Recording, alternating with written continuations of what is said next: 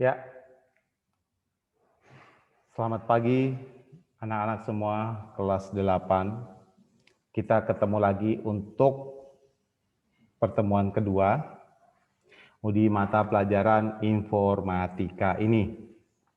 Di informatika hari ini kita belajar tentang dampak sosial informatika, cuma kita belajar dulu tentang sejarah komputer. Tolong dipegang buku LKS halaman 2, sekali lagi LKS halaman 2. Di situ kita sambil membaca apa yang saya paparkan, ya.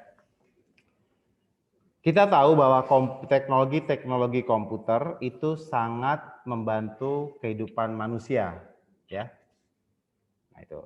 Kemudian kalian tahu tidak sih bahwa komputer itu pada saat muncul dulunya bukan seperti sekarang, ya.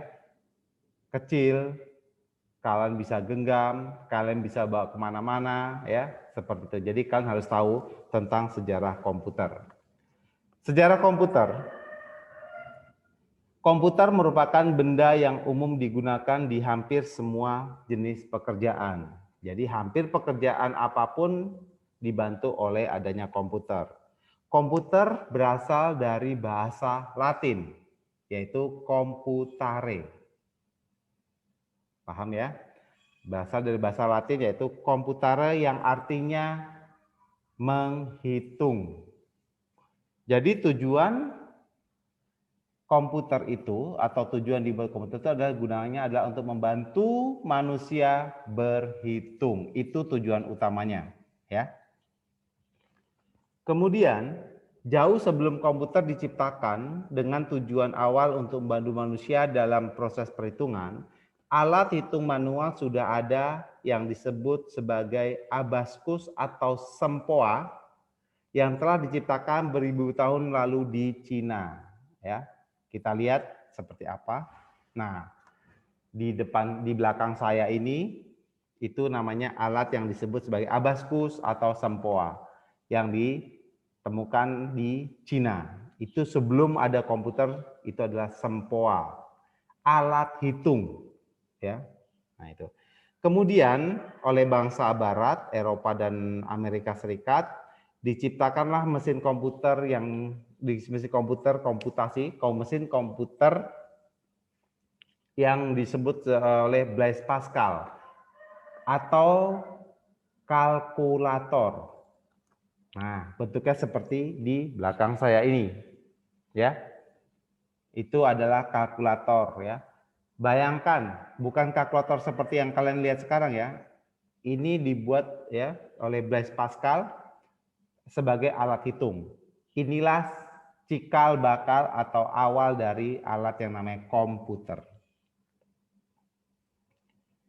Kita masuk ke perkembangan komputer.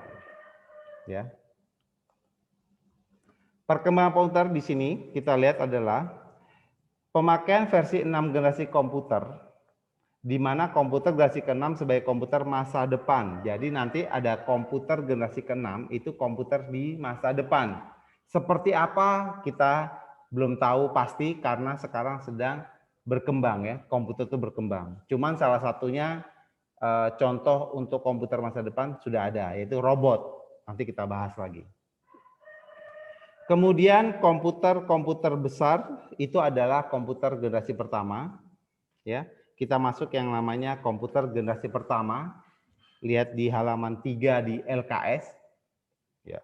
Komputer generasi pertama itu diawali dengan persaingan antar negara yang terlibat dalam Perang Dunia Kedua. Jadi sebenarnya komputer generasi pertama ini dibuat untuk tujuan pertahanan atau peperangan, ya. Dengan tujuan yaitu memenangkan suatu peperangan. Nah, itu tujuan dari komputer.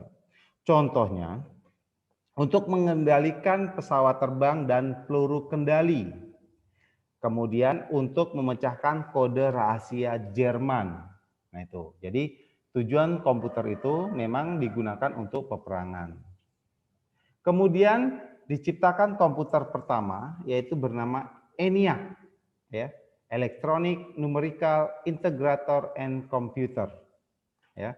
ENIAC itu berukuran sangat besar, memerlukan ruangan yang luas, dan sangat boros listrik, serta kecepatan komputasinya rendah, artinya lambat atau lemot. Ya. Komputer generasi pertama memiliki ciri khas, yaitu yang pertama, komputer atau instruksi-instruksi ditulis itu untuk generasi pertama itu khusus instruksinya. Misalnya kalau mau menyimpan bukan file save tapi ada instruksi-instruksi lain ya. Kemudian ukurannya sangat besar, tadi sudah tahu bisa satu ruangan. Kita lihat generasi pertama itu ada di sebelah kiri atas saya ya, kiri atas saya. Ukuran komputer sangat besar karena saat itu menggunakan tube vakum ya, berupa tabung. Kemudian boros energi listrik ya, otomatis kalau ukuran besar tentu dia akan boros listrik.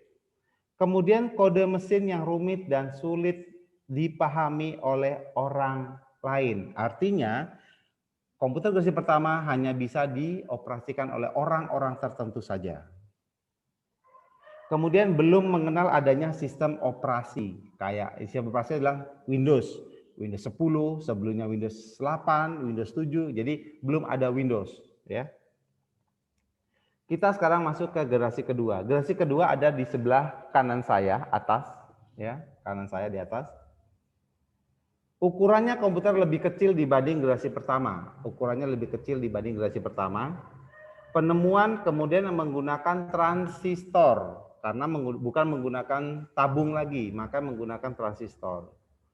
Kemudian memberikan peranan penting untuk ukuran komputer, maksudnya adalah karena digantikan oleh transistor, jadi ukurannya lebih kecil dibanding generasi pertama.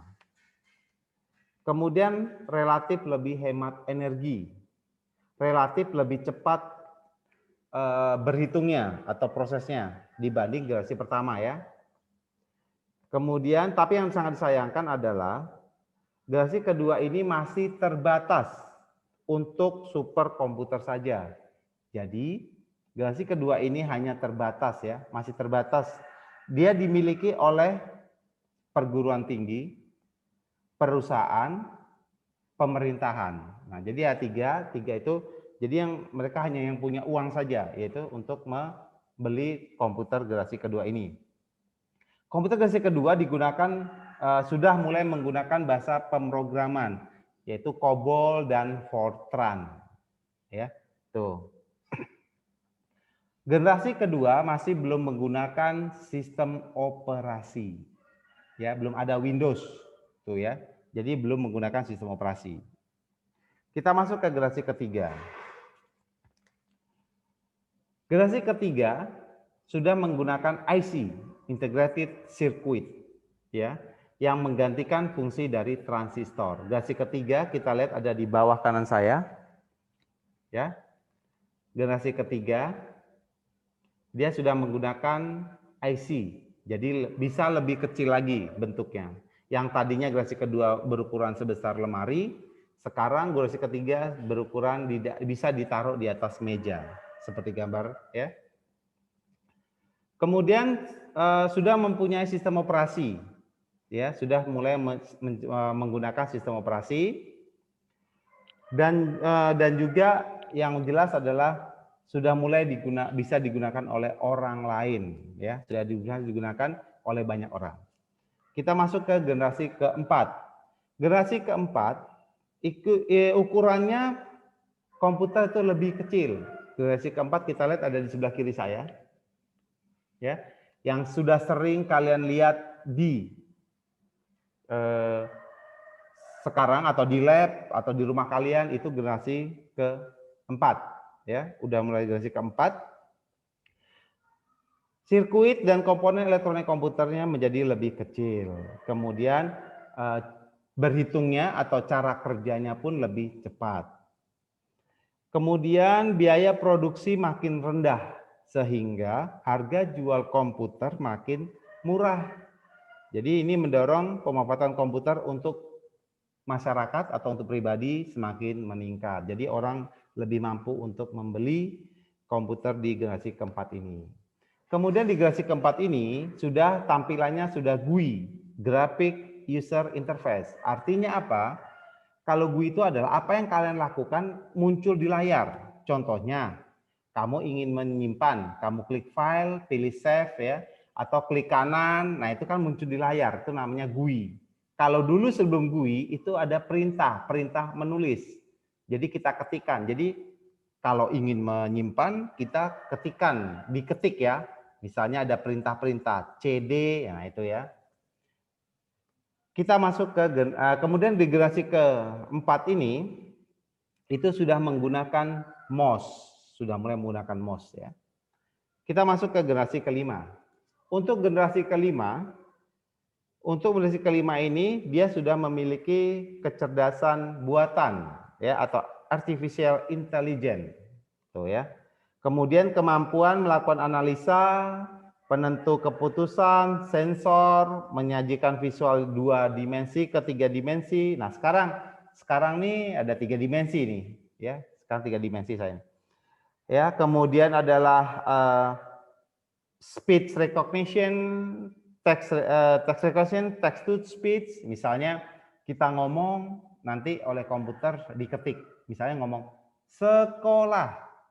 Nanti di komputer muncul sekolah tertulis ya. Itu generasi kelima. Kita sekarang berada pada generasi kelima ini, ya. Kemudian untuk generasi keenam, komputer masa depan, ya, komputer masa depan merupakan era komputer untuk masa depan, ya. Kemudian bentuknya seperti apa? Menjadikan komputer itu semakin canggih. Ya, komputer makin canggih, makin mudah digunakan, dan makin menyatu dengan kehidupan manusia. Contohnya adalah adanya robot, ya, robot untuk membantu pekerjaan manusia, untuk operasi bisa juga ya. Kemudian biochip atau komputer nano yang dapat dimasukkan ke dalam tubuh manusia. Jadi ada chip kecil, kita bisa lihat tuh di film-film. Di film-film itu dia ada menggunakan alat namanya chip kecil dimasukkan ke tubuh manusia ya. Film-film namanya scientific itu adalah film-film yang tadinya fiksi atau hayalan tapi bisa terbukti atau bisa kejadian di masa yang akan datang. Contohnya dulu video call itu sudah ada zaman dulu itu mereka membayangkan bisa melakukan telepon secara tatap muka atau video call. Ya, dulu itu hanya berupa film saja, tapi sekarang memang sudah bisa terlaksana. Kemudian untuk menggunakan robot itu biasa dipakai untuk kehidupan sehari-hari, apakah di restoran, untuk medis, ya tadi saya bilang medis membantu manusia operasi bisa robot ya, atau juga untuk melakukan pelayan. Kita lihat di Jepang tuh sudah ada robot ya mengantarkan makanan dan seterusnya. Komputer generasi ke-6 memiliki ciri antara lain memiliki kecerdasan menyerupai manusia atau AI, itu namanya kecerdasan buatan yang menyerupai manusia ya, artificial intelligence, lebih canggih, memiliki bentuk yang lebih beragam serta mampu melakukan proses prediksi masa depan dan sejumlah kecanggihan lainnya di atas teknologi saat yang lainnya ya, di teknologi saat ini. Jadi di masa depan komputer itu akan lebih canggih lagi. Oke, itu pengenalan komputer dari masa ke masa, dari generasi pertama sampai ke-6. Sekarang tugasnya adalah, tugas kalian, perhatikan tugas kalian, sebutkan ciri-ciri komputer dari generasi 1 sampai generasi ke-6. Ya, sebutkan generasi 1, 2, 3, 4, 5, dan 6. Sebutkan ciri-cirinya apa. Seperti biasa, tuliskan, kemudian tulis saja boleh, tulis di buku, difoto, dan dikirimkan ke GCR. Paham ya? Oke, hari ini materi untuk informatika cukup sekian. Ya, semoga kalian tetap sehat dan tetap semangat belajar. Silahkan mengumpulkan tugas yang diminta di lewat GCR sebaik mungkin. Ya, terima kasih. Dan saya harapkan